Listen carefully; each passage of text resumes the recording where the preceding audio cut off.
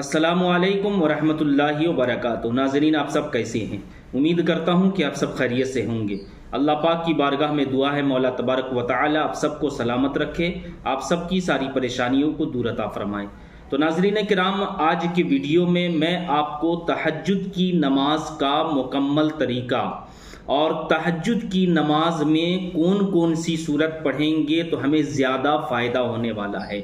آج کی ویڈیو میں آپ کو بہترین نماز یعنی کہ تہجد کی نماز کا طریقہ بھی بتاؤں گا، اور جس طریقے سے میں آج آپ کو بتانے والا ہوں کہ تہجد کی نماز آپ اس طریقے سے پڑھیں اور تہجد کی نماز میں یہ صورت لگائیں تو انشاءاللہ تبارک و تعالی بہت فائدہ ہوگا۔ اور تہجد کی نماز کے بعد کا ایک وظیفہ بھی میں آپ کو بتانے والا ہوں، جس سے کہ اگر آپ اس وظیفے کو کرتے ہیں تو انشاءاللہ رب العالمین تہجد کی نماز اس طریقے سے پڑھیں، پھر بعد میں وظیفہ کریں تو اللہ رب العالمین آپ کی غیب سے مدد فرمائے گا۔ جی ہاں میرے بھائیوں، میری ماں بہنوں، غیب سے مدد فرمائے گا۔ اور تہجد کی نماز پڑھنے والوں کے لیے بہت بڑی خوشخبری ہے کہ آپ اس طریقے سے نماز پڑھیں تو انشاءاللہ تبارک و تعالی بہت ہی فائدہ ہونے والا ہے، جیسا کہ میں آپ کو طریقہ بتا رہا ہوں۔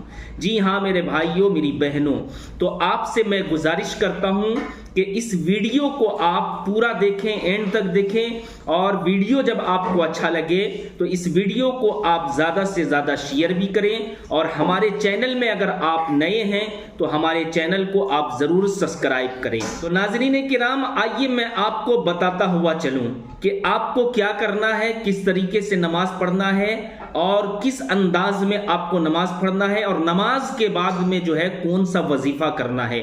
آپ ویڈیو کے ساتھ پورا بنے رہیں۔ سب سے پہلے تو میں آپ کو بتا دوں کہ تہجد کی جو نماز ہوتی ہے کم سے کم 2 رکعت اور زیادہ سے زیادہ 12 رکعت ہے۔ جی ہاں میرے بھائیوں، میری ماں بہنوں، اور نبی کریم صلی اللہ تعالی علیہ وسلم سے 8 رکعت تک بھی ثابت ہے، یعنی کہ حضور صلی اللہ علیہ وسلم 8 رکعت نماز بھی پڑھا کرتے تھے۔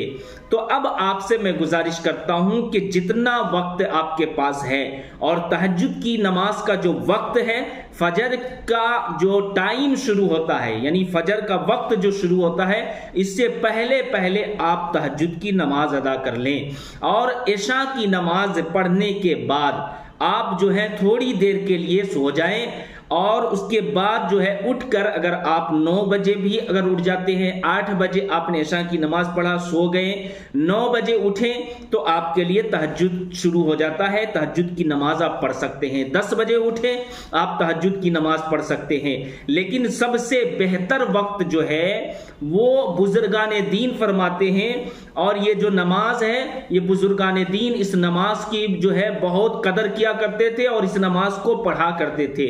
تو بزرگان دین فرماتے ہیں کہ سب سے بہتر وقت رات کا آخری پہر ہے، یعنی کہ رات کا آخری حصہ ہے، یعنی کہ یوں سمجھ لیجئے کہ فجر کا وقت شروع ہونے سے آدھا 1 گھنٹہ پہلے کا وقت جو ہوتا ہے، یہ رات کا آخری حصہ ہوتا ہے۔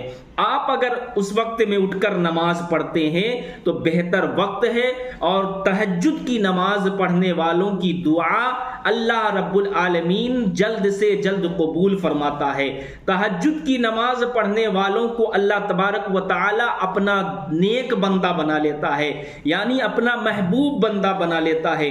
تہجد کی نماز کی اتنی بڑی فضیلت ہے کہ آقا کریم صلی اللہ علیہ وسلم فرماتے ہیں کہ جو بندہ یا بندی تہجد کی نماز اٹھ کر پڑھتا ہے، پھر اللہ پاک سے مانگتا ہے، تو اللہ رب العالمین 7ویں آسمان سے پہلے آسمان پر آتا ہے اور کہتا ہے بندوں سے کہ میرے بندوں مانگو، کیا مانگتے ہو، میں تجھے عطا کرنے والا ہوں، میں تجھے دینے والا ہوں۔ اے میرے بندو، اے میری بندی، جو کچھ تم مجھ سے مانگو گے میں تجھے ضرور عطا کروں گا، کیونکہ اس وقت قبولیت کا وقت ہوتا ہے، یعنی تہجد کی نماز کے وقت اللہ تبارک و تعالی دعا کو قبول کرتا ہے۔ تو میرے بھائیوں، میری بہنوں، تہجد گزار، تہجد پڑھنے والوں سے گزارش کرتا ہوں ہوں کہ آپ جو ہیں ہمیشہ تہجد کی نماز ادا کریں، اور جو بھائی جو بہنیں اگر تہجد کی نماز نہیں پڑھتی ہے تو کم سے کم ہفتے میں ایک دن تو اٹھ کر ضرور اللہ پاک کو اس طریقے سے یاد کریں،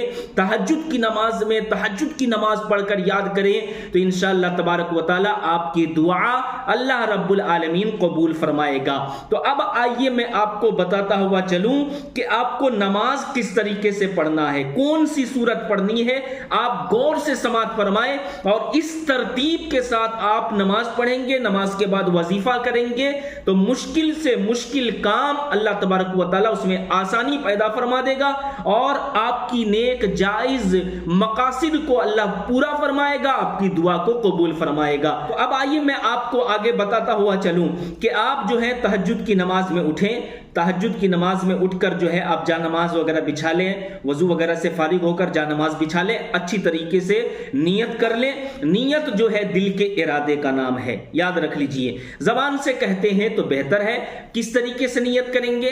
نیت کی میں نے 2 رکعت نماز تہجد کی واسطے اللہ کے، منہ میرا طرف کعبہ شریف کے، اللہ اکبر، اس طریقے سے آپ کو نیت کر لینا ہے۔ نیت کرنے کے بعد اب آپ کو دیکھنا ہے کہ اگر میرے پاس وقت ہے، گھنٹہ 1.5 گھنٹہ 2 گھنٹہ وقت ہے، تو میں جو آپ کو ترتیب بتا رہا ہوں کیونکہ اس میں وقت لگنے والا ہے، اور وقت لگا کر آپ اس نماز کو پڑھیں، انشاءاللہ کامیابی ضرور ملے گی، ایک رات میں ضرور کامیابی ملے گی، ایک رات میں آپ کی دعا ضرور قبول ہوگی۔ اس ترتیب کے ساتھ آپ کو نماز پڑھنا ہے۔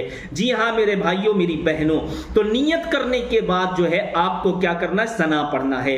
ثنا کے بعد میں پھر آپ کو کیا پڑھنا ہے؟ تعوذ، یعنی کہ اعوذ باللہ من الشیطان الرجیم، تسمیہ یعنی کہ بسم اللہ الرحمن الرحیم پڑھ کر جو ہے آپ سورہ فاتحہ پڑھیں گے۔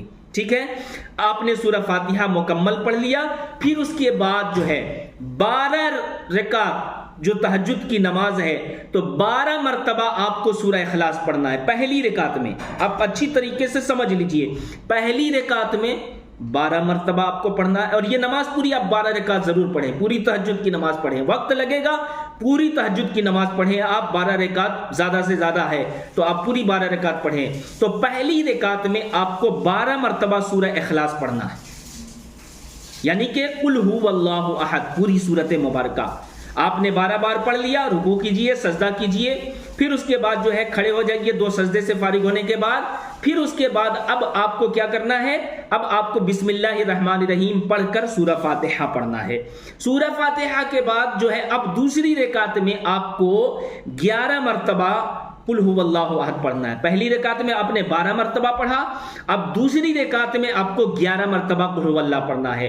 پھر رکوع سجدہ کیجئے اور قاعدے میں بیٹھ کر التحیات، درود ابراہیم، دعائے معصورہ پڑھ کر آپ کو کیا کرنا ہے؟ سلام پھیر دینا ہے۔ سلام پھیرنے کے بعد پھر آپ کھڑے ہو جائیے، پھر اس کے بعد نیت کیجئے۔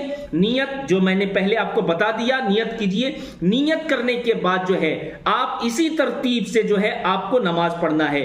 جو آپ نے 2 رکعت مکمل کیا تو پہلی رکعت میں 12 مرتبہ قل هو اللہ پڑھیں، دوسری رکعت میں 11 مرتبہ قل هو اللہ پڑھیں۔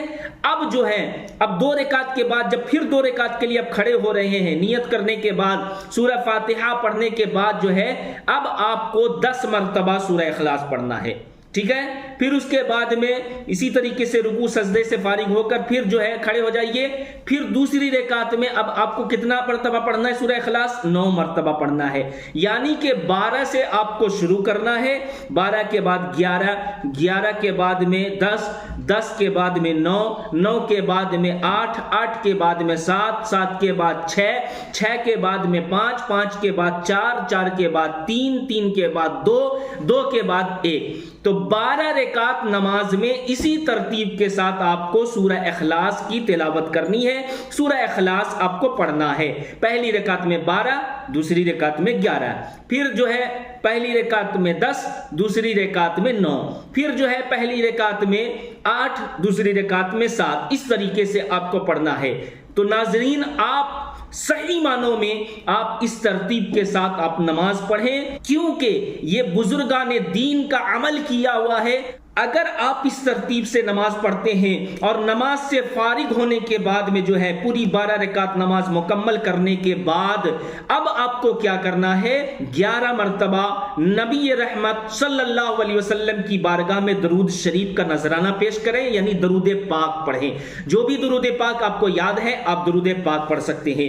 پھر اس کے بعد سورہ اخلاص یعنی قل هو اللہ احد کو آپ پوری سورت کو ہر بار بسم اللہ پڑھنے کے بعد جو ہے آپ کو جو ہے کتنی مرتبہ، 101 مرتبہ سورہ اخلاص پڑھ لینا ہے ناظرین۔ پھر اس کے بعد آخر میں 11 بار درود شریف پڑھ لینا ہے۔ پھر اس کے بعد آپ کو اللہ پاک کی بارگاہ میں دعا کرنا ہے۔ ناظرین آپ کا جو مقصد ہے اس مقصد کو رکھ کر اللہ پاک کی بارگاہ میں دعا کریں، اے اللہ ہمارے اس مقصد میں کامیابی عطا فرما، اے اللہ ہماری بچی کی شادی نہیں ہو رہی ہے، اللہ ہماری بچی کے لیے اچھے گھر سے رشتہ عطا فرما، ہمارے بچے کے لیے اچھا رشتہ عطا فرما، ہماری بچی کے لیے اچھا رشتہ عطا فرما۔ اس طریقے سے آپ دعا کریں، اے اللہ ہماری یہ پریشانیاں چل رہی ہے، اے اللہ ہماری پریشانیوں کو دور فرما دے، اے اللہ تو احکم الحاکمین ہے، اے اللہ تو ان اللہ علی کل شیء قدیر ہے، ہر چیز پر قادر ہے، اے میرے مالک و مولا تو جو چاہے کر سکتا ہے۔ اللہ پاک کی بارگاہ میں اس طریقے سے دعا کریں اور اللہ پاک سے اتنا نہیں مانگے، اللہ سے اتنا مانگے۔ جی ہاں میرے بھائیوں میری بہنوں، اتنا سے نہیں کام چلے گا، اتنا مانگے، کیونکہ میرا رب بہت بڑا ہے۔ آپ ہر بار اذان میں سنتے ہیں اللہ اکبر اللہ اکبر، اللہ سب سے بڑا ہے، اللہ سب سے بڑا ہے۔ تو میرے بھائیوں اللہ سے جتنا مانگو گے اللہ آپ کو اتنا عطا فرمائے گا، کیونکہ اللہ پاک کو وہی بندہ پسند آتا ہے جو اللہ پاک سے مانگتا ہے۔ تو آپ اس ترتیب سے نماز پڑھ کر اور یہ وظیفہ کر کے اللہ پاک سے مانگیے، انشاءاللہ اللہ رب العالمین آپ کا جو روزی کا مسئلہ چل رہا ہے یا جو بھی پریشانیاں آپ کی زندگی میں چل رہی ہے، گھر میں بندش ہے، آپ کے اوپر بندش ہے، جادو وغیرہ کا اثر ہے، انشاءاللہ اس نماز کی برکت سے اور اس وظیفے کی برکت سے اللہ تبارک و تعالی آپ کی زندگی سے ساری پریشانیوں کو دور فرما دے گا، خوشحالی عطا فرما دے گا۔ جہاں آپ نکاح کرنا چاہتے ہیں یا ہمارے اسلامی بھائی یا ہماری اسلامی بہنیں، انشاءاللہ ایک دن اس نماز کو اس ترتیب کے ساتھ پڑھیں اور وظیفہ کریں، انشاءاللہ ضرور ہے کہ اللہ تبارک و تعالی جو ہے اپنے رحم و کرم سے آپ کا نکاح وہیں ہوگا جہاں آپ سوچ رہے ہیں۔ تو میرے بھائیوں میری بہنوں آپ سے گزارش کرتا ہوں کہ آپ اس ویڈیو کو زیادہ سے زیادہ شیئر کریں اور چینل میں اگر ہمارے نئے ہیں تو ہمارے چینل کو ضرور سبسکرائب کریں۔ السلام علیکم ورحمۃ اللہ وبرکاتہ۔